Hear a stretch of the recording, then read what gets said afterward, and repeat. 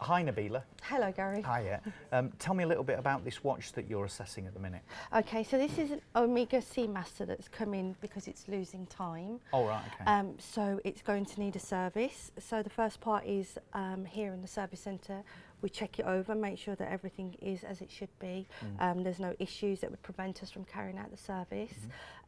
Things we'd look for is moisture damage perhaps, or a chip in the glass or anything, any issues, Sure. just to make sure we can go ahead with the service. If we do find any issues, we do inform the store and the customer, Yeah. make them aware that there are any issues. Because I guess not everything is covered under the service. So if there's any extra work done and there are extra charges, or it means we can't do the work properly, it's important that we tell our customers. Absolutely, yeah, we need to keep them informed at every stage of the process and let them know that there may be charges for work that they weren't prepared for.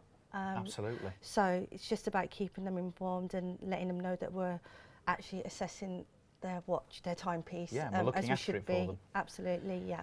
So this, you said this was an Omega Seamaster. It's a lovely watch. It and is, and this yes. looks like, looking at the depth of it, this is an automatic, so it's It is, yeah. So got a mechanical movement inside there. it does, yep. So there's a lot of different movements, Different parts. different parts, Yeah. sorry, that will go into this. And as you can see here, there's different parts of movement. So what we'd look through the servicing process and we'd look to replace all of these parts. Absolutely, yeah. And I can see the Omega logos on these packets as well. Yes, because we will only order the parts from the manufacturer, the brand Omega.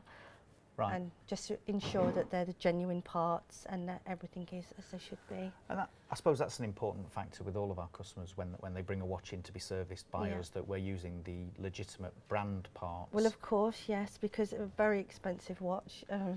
You want to know that the right parts are in there. Absolutely, so there's no problems with that. Fantastic. So you've assessed it. I take it you're happy with the watch so far? Yes, this has been assessed thoroughly when it came in. So the next step now is to take it off to our watchmaker, who will be able to do the service. Start dismantling the watch to start the service. Absolutely. Fantastic. Let me take that for you. Okay, thank you very much. Thank you. So first thing we do when the watch comes in is take an initial inspection on it, check the condition of both inside and outside of the watch, see if any components need changing at all. And also it's good to see if there's been any previous intervention with the watch that's caused maybe parts to be, switched out for unbranded parts. So because this is the 1164, there are generic versions of this movement, but Omega are very strict on their parts and they don't want generic parts being in there. And sometimes you can see where components on the inside of the movement that have matching serial numbers, they sometimes can get switched out, and at that point it will have to be sent to brand and they can sort it out from there. So just now checking between the links, checking for any dirt. It's surprising really the amount of dirt that can get in between the links, and over time as the links rub together, that dirt will almost, it will break down the pins and tubes inside the bracelet, and that can actually just cause the bracelet to completely come apart. As you can see, there's quite a lot of dirt between the links of this bracelet. Just checking the functionality of the clasp, making sure that it opens and closes correctly as it should. Now I'll just take the bracelet off of the case and just inspect over the movement at this point.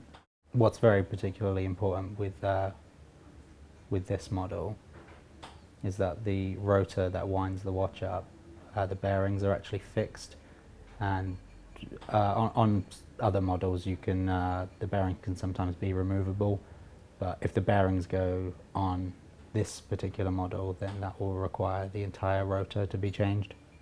And then just check for general wear on the components, see how much is going to need changing before we continue with the parts ordering.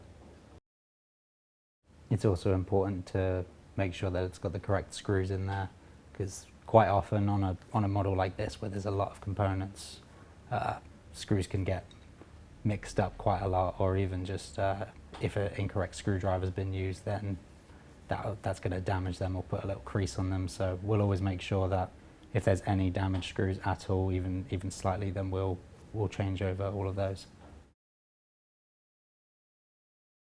So now we're just starting disassembly. First things first, we'll take the rotor off. And we're just going to drop the movement out of the case. So there's 2 casing clamps and screws either side.